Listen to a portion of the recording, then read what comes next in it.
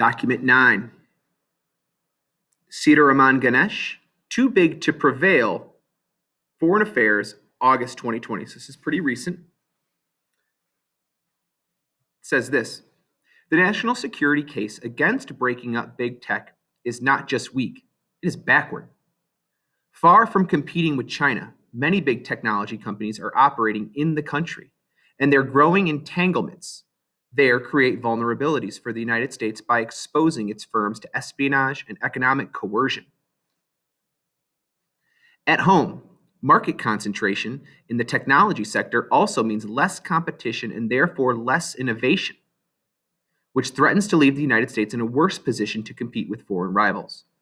Rather than threatening to undermine national security, breaking up and regulating big tech is necessary to protect the United States' democratic freedoms and preserve its ability to compete with and defend against new great power rivals.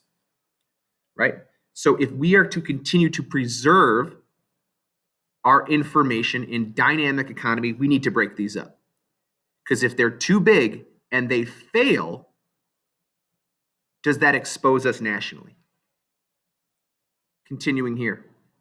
As the legal scholar Tim Wu has noted, it is usually competition, not consolidation or the buying up of all these companies, that fosters innovation.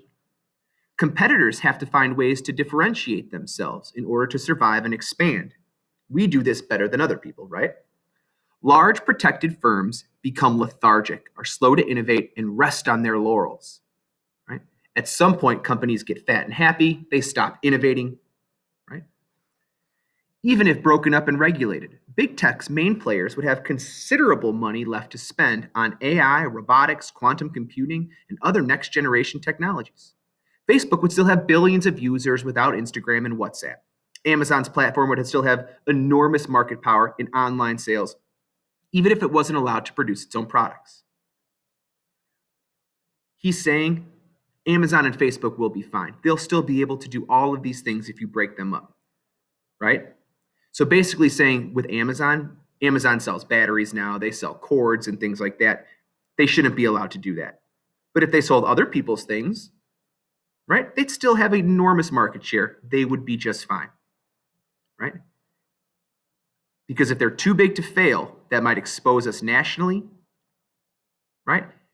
Because they're too big, there's not enough competition. And lastly, if we broke them up, they would be fine.